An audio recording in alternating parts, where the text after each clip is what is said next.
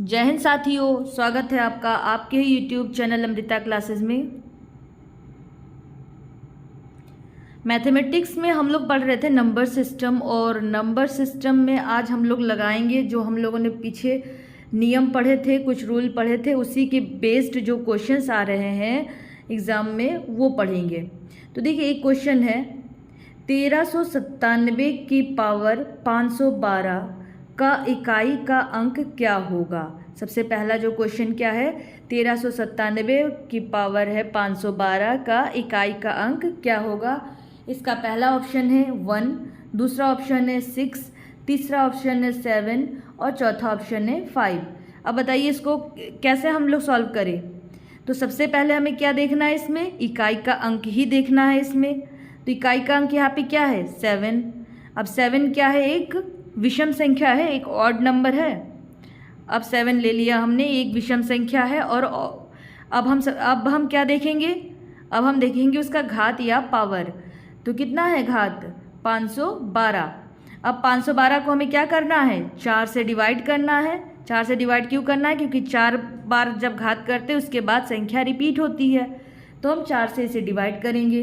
अब देखिए 512 को हम जब 4 से डिवाइड कर रहे हैं तो हम क्या देखते हैं कि ये 4 से पूर्णतः डिवाइड हो जा रहा है, 4 से फुली डिविजिबल है 512। 4 एकम 4, 4 दूनी 8, 4 अठे 32। तो इस तरह क्या हो रहा है, 4 से फुली डिविजिबल है 512।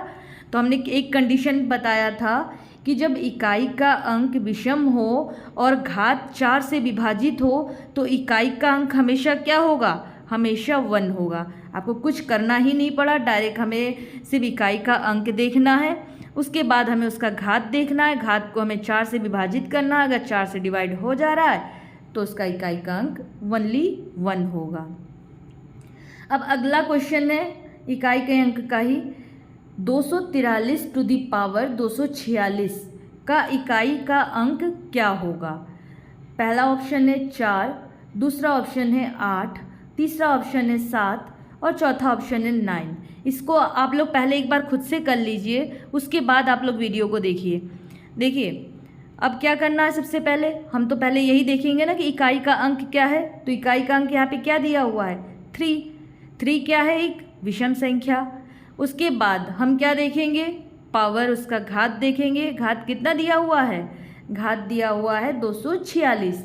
अब 246 को हम क्या करेंगे, 246 को हम 4 से भाग देंगे। 4 से भाग देने पर हमारे पास देखिए 4 से जब हम भाग दे रहे हैं, 4 छंग 24, 4 एकम 4, हमारे पास 2 शेषफल बच रहा है। तो हमने क्या कहा था, जो भी शेषफल बचेगा वो जो है इकाई के अंक का घात बन जाएगा। अब 3 की पावर क्या हो जाएगा, 3 की पावर 2। 3 की पावर 2 का मतलब है क्या, 3 स्क्वायर का मतलब है 3 गुणे 3। 3 गुणे 3 बराबर क्या है, 3 तिया 9। तो इसका मतलब है इकाई का अंक क्या हो जाएगा 9। यानी इतनी बड़ी संख्या है, हमें सिर्फ इकाई का अंक निकालना है। हमें एक सिंपल क्या करना है, सिर्फ और सिर्फ इकाई का अंक देखना है और उसका घात देखना है।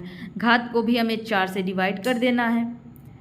इस तरह अगला जो क्वेश्चन है वो है 243 इंटू 247 इंटू 545 इंटू 743 में इकाई का अंक क्या होगा।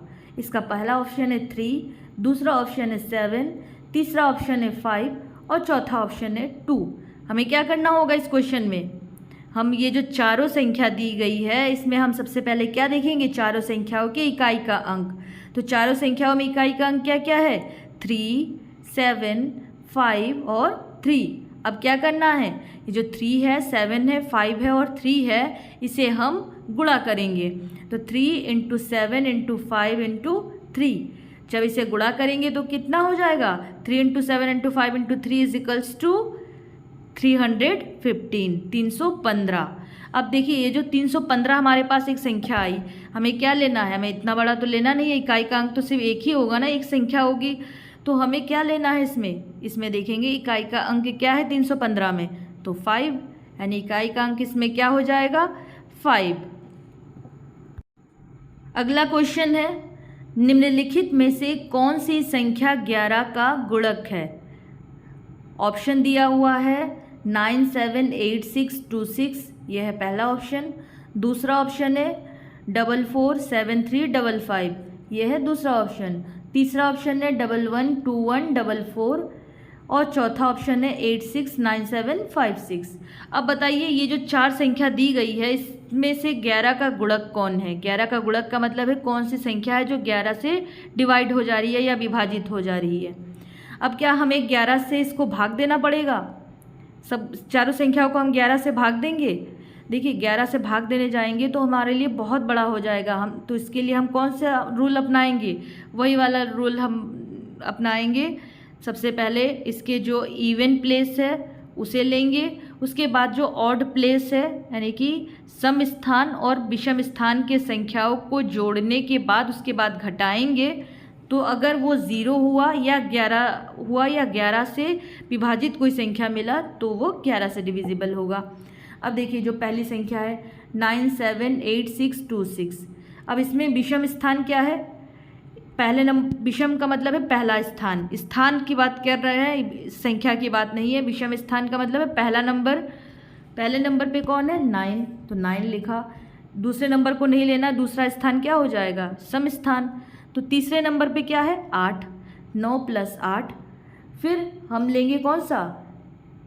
3, 4 हमें नहीं लेना है। फिर पाँचवें नंबर पे 2, 9 + 8 + 2 कितना हो गया?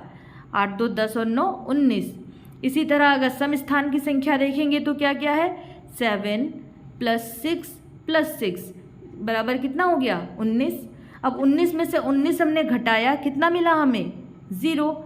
अगर ये 0 मिल गया तो पहली संख्या ही 0 हो गई, तो इसका मतलब है पहली संख्या ही 11 से डिविजिबल है, तो पहली संख्या इसमें सही है। अब अगला क्वेश्चन देखिए, 27 की पावर 103 को 28 से भाग दिया जाए तो शेषफल क्या होगा? Option A 22, option B 27, option C 25, option D 23।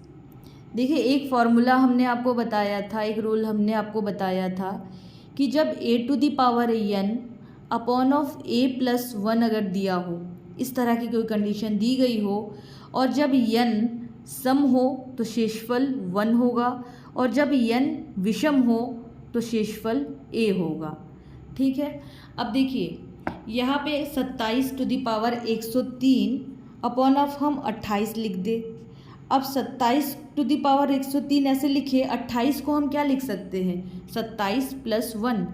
क्या ये इस फार्मूले की तरह कुछ दिख रहा है? a⁴n upon of a+1।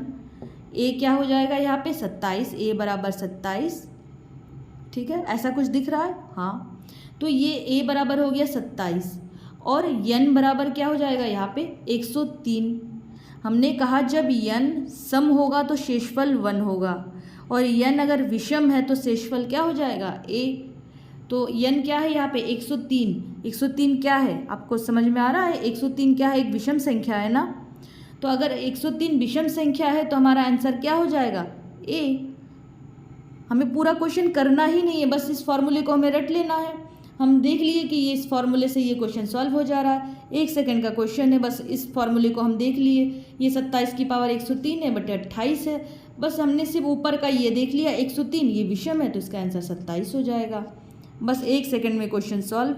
इस तरह से अगर शेषफल वाले क्वेश्चन पूछा जाता है तो आपको ये जो कुछ फॉर्मूले हमने आपको बताए थे, एक था a+1n अपॉन ऑफ a, दूसरा है a⁴n अपॉन ऑफ a+1।